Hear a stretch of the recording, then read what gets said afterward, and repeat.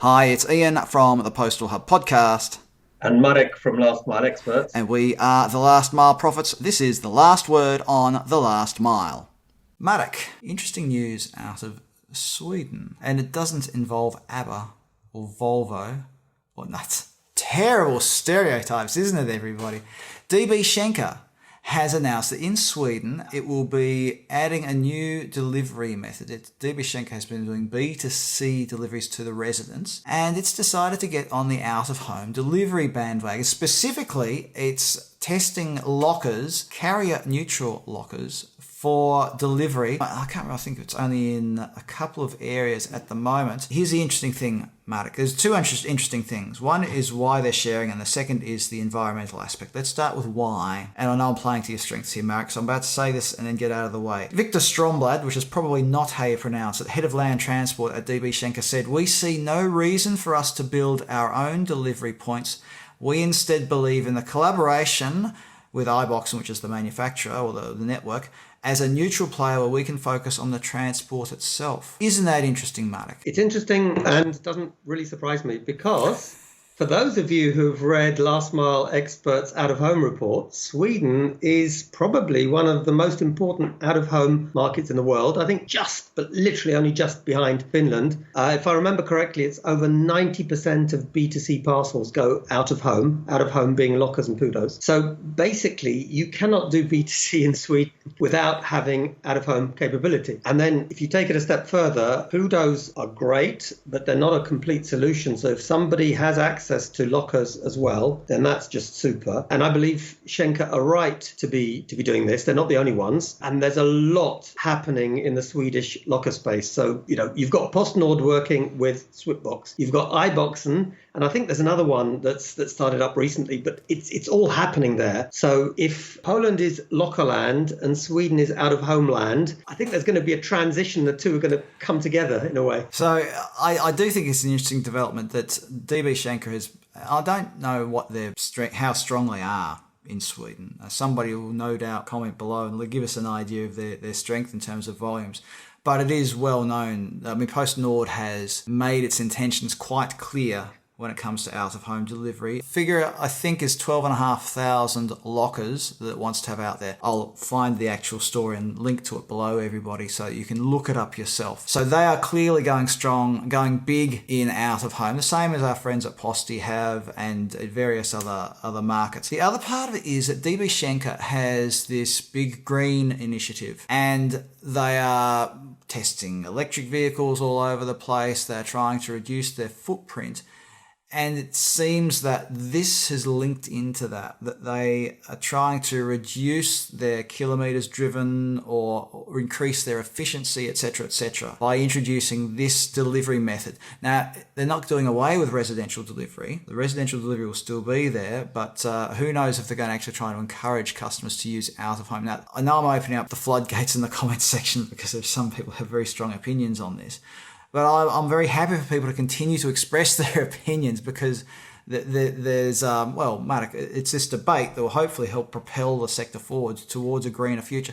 Do you have any comments on this aspect, though, Marek, on Schenker's green initiative and how lockers may or may not fit in with that? I won't surprise you, Ian, or I think anyone, when I say that actually there are much easier ways in the short term to minimize your carbon footprint than EVs. EVs are great, well, unless you're in Poland where coal is used to generate electricity. But lockers or PUDOs, for that matter, are just much more efficient for a few reasons. And for those who haven't heard this before, I'm sorry, I'll bore you, but very quickly. So if you haven't, fine. If you have, then you may be a bit miffed, but very briefly. 99+% first-time delivery, so you don't have the issue where there's a failed delivery, a guy or girl goes and comes back. Number two, if you're delivering several tens of parcels at one stop, it's much more efficient. Number three, the stop is easy to get to, easy to park by, and it becomes almost like a B2B stop because if it's a locker or a PUDO, it's always in the same location. So for all those reasons, it is super efficient and involves less driving and less carbon. Now, I know there are people who are going to say, well, hang on, people have to jump in their car to go and pick up a parcel, and this is why the density of that parcel locker network is key. And I know we're supposed to talk about DB Schenker in Sweden, but I just want to mention this really quickly because it's related to this.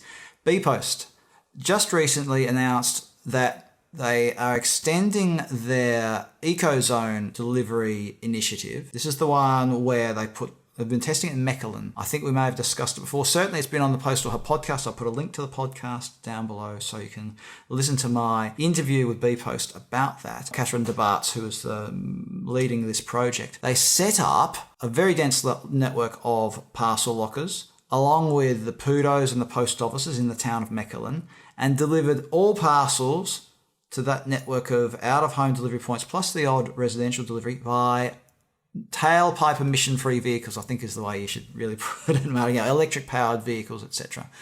And Marek, this is where we first heard one of your favourite phrases, which is slipper distance. So the idea is that you've put as many lockers as possible close to people so they can just pop out and collect it without having to, jump in the car. They can walk to the local locker to collect it. Now, that concept has been expanded to another city, and bpost has publicly said they want to roll it out to more and more places to try and implement this green delivery.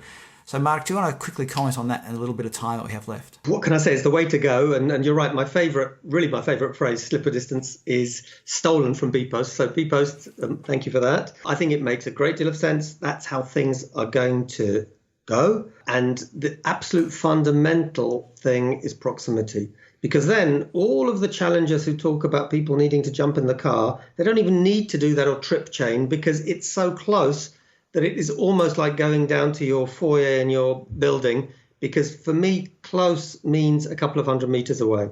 No big deal. Exactly. And if you can supplement those lockers with the PUDOs to fill in the gaps so that you've got that dense network where everybody can get to their locker easily, you've hit that sweet spot, shall we say. It'll be interesting to see if countries with sprawling suburbs like Australia, the USA, Canada, just to pick 3 examples, how they will try to approach this kind of initiative, whether it's something that'll only work in densely populated CBDs or city centres, or whether it could work in the suburbs as well. Marek, any final comments before we wrap up? Yeah, I'll just say one thing, Ian.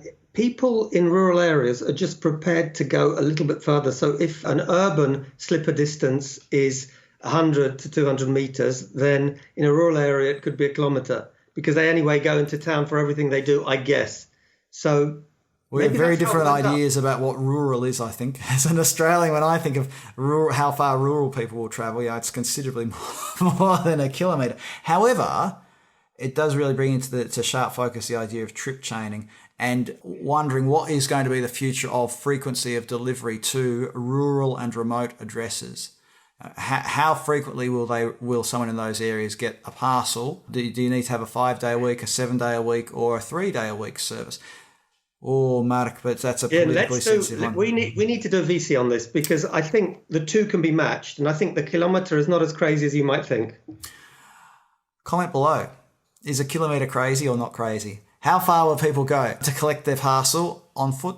How far would they go in the car? If they went in the car, is there a tipping point, I wonder, when you think, well, I'm only going to go if I also do something else. And mentally, you're already thinking about trip chaining just because you're making the effort to go to pick up your parcel. I don't know. Just one last thought, Ian. Remember, rural area, it's almost inevitable you can trip chain because everything you do, you have to take the car. So, automatically going to... Or the horse. Pick up, well, yeah. If you're in what are they called? The guys from the US that don't use vehicles. Hamish country. Thank you. So if you're Hamish, indeed, you will not have a car. Yes. We really did go for tangents today. Well, that's when we're at our best, Marek. I think we'll wrap it up here. Comment below, as always, everybody. And Marek, thanks for being part of the Last Mile Profits today. Thank you, Ian. Thank you, everyone.